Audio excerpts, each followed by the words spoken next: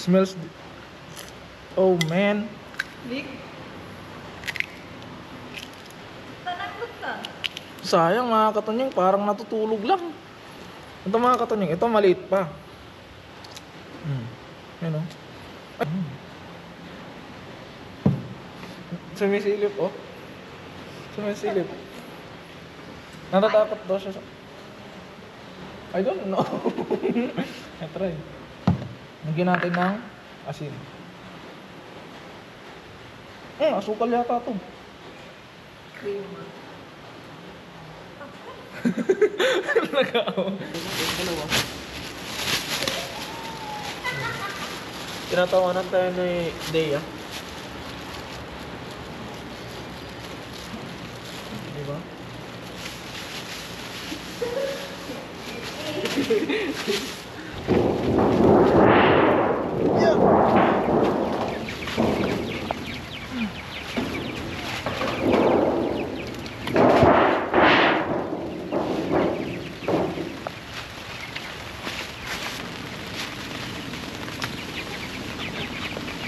Talaga.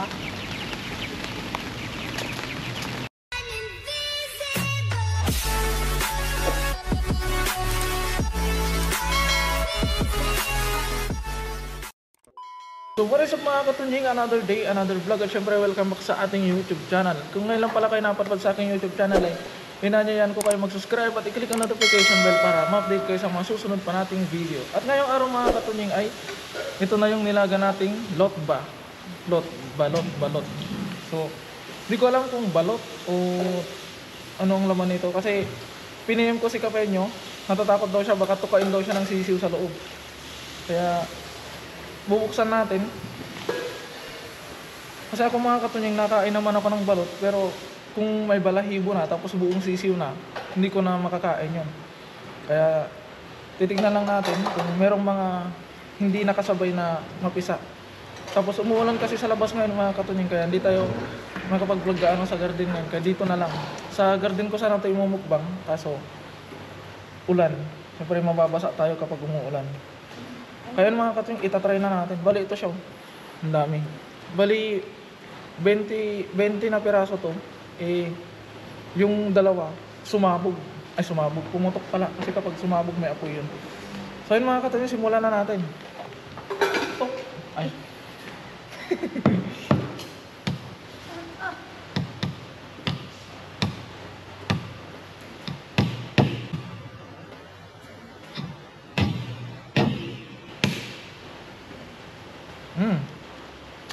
Smells.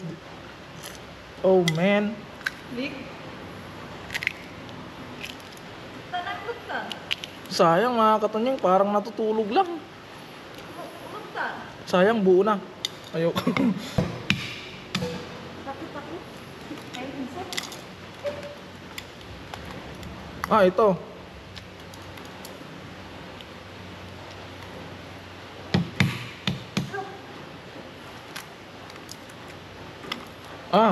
Egg. This one, egg.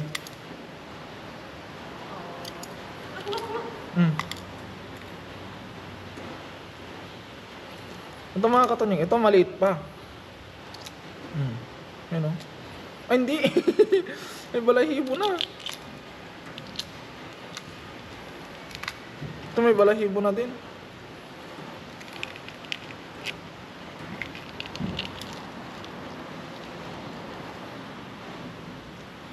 Ito maliit pa. Yan o. So, ito try natin.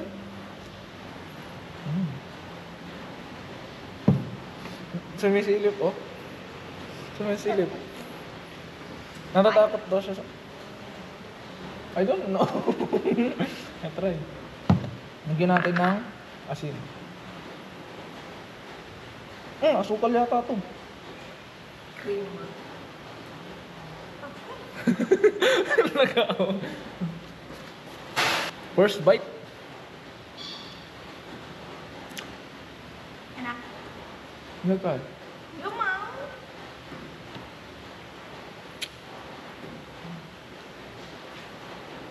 Pag ganun, maalat. Ay, maasim. Panis na yata. Yung pangalawa mga katunying, malit lang yung sisiw niya pero maasim.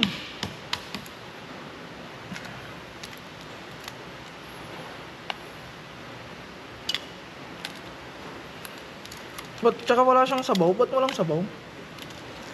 Ito buo na din, oh. Sayang. Buo na din. Nauna pa yung nauna pa yung tupag na. Nauna pa yung tuka. Oh? Tulog. Sayang.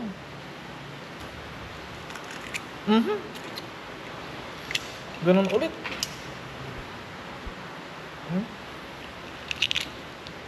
Ano kayang gagawin ko dito?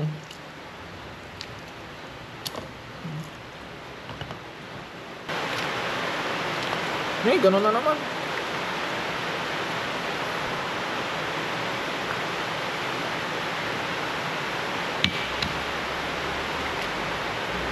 Nauna pa yung tuka. Last. Wala na, din ako satakpan ko na yung asin. Takpan na natin yung asin kasi wala na to. No moment of truth. Nauna na naman yung tuka. Sayang mga katumi.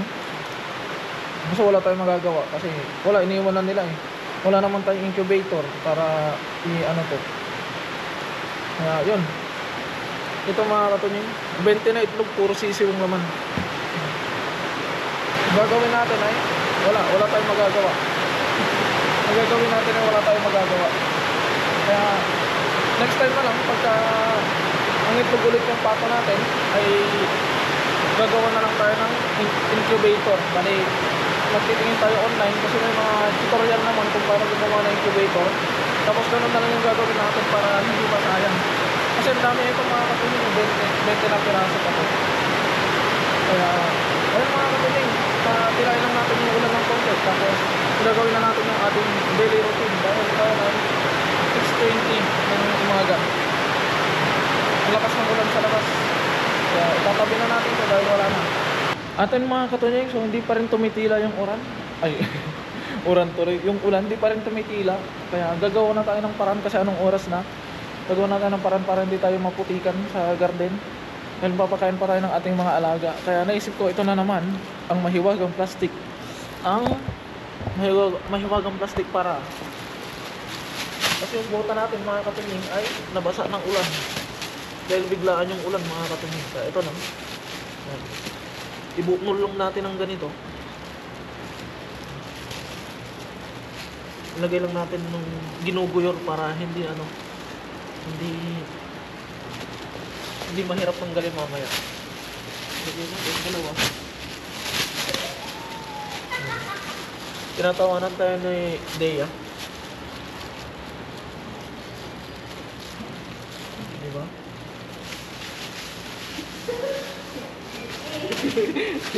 So hindi pa rin natila yung ulan. Kaya tara na mga katunying, simulan na natin ang paghahatid. Pero mag-iingat lang tayo dahil itong ganitong kasuotan ay madulas. Baka mabaliktad tayo. Tingnan mga katunying, oh. Lumalim na yung ilog dito. Ito yun. Check. Bali kukunin ko yung isang yero doon mga katoy. Tatakip ko doon sa manok namin ni Kapainyo para siguradong hindi sila mabasa kasi kahapon nabasa sila mga katunying. Nalagyan lang natin sila ng pagkain. Naku, tumatagos yata uy.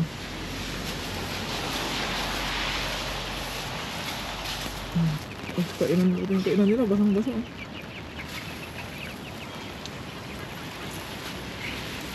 Kailangan nating limasin yan.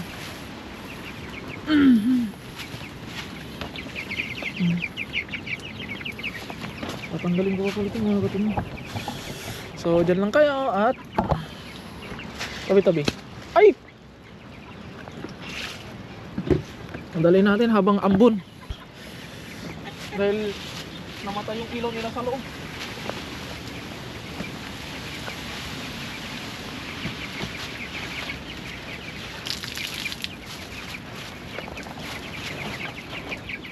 So namatay yung ilaw nila dito. Napundi.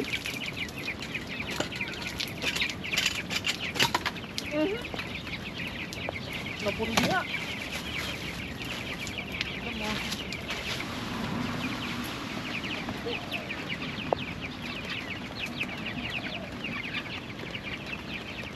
Yun. May ilaw na sila. Ganito natin ang kanilang babaw.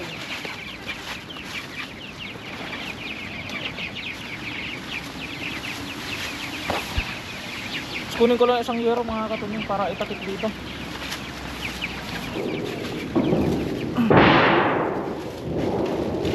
Ano yung kanilang pansamantala habang di pa natin sila nagagawa ng ano permanente.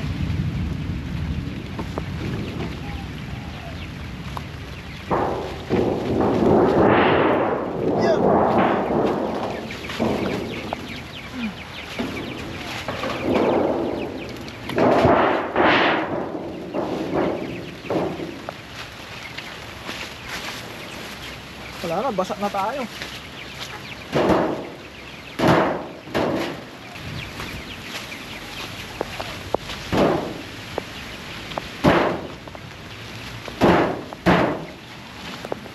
Hindi pa tayo nakakapagpakain, basang-basa na tayo. Basa pa yung kainan nila.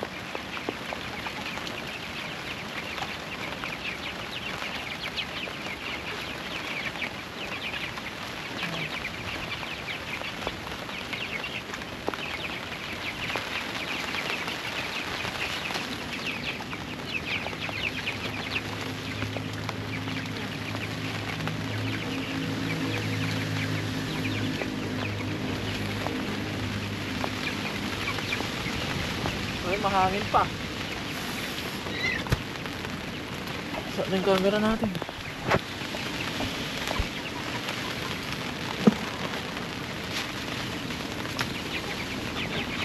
Ganun talaga.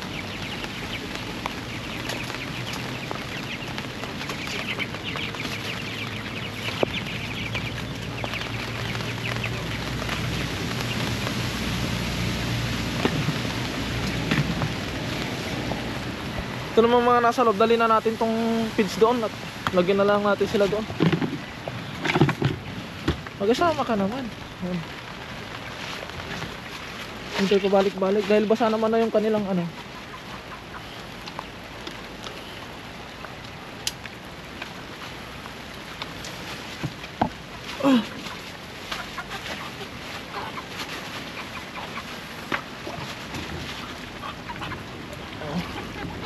Yung mga pato, pwede namang kumain dito sa ano, dito sa kahit may tubig. Pwede naman silang kumain yan. Pero yung mga manok, lagyan natin sila doon. Doon ang pagkain nyo. Mga pato, dito natin sila lagyan.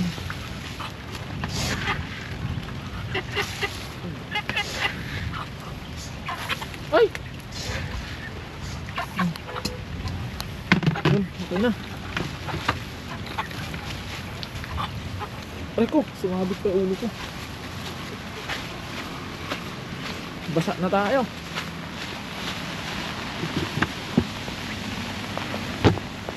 Sarado na natin ito.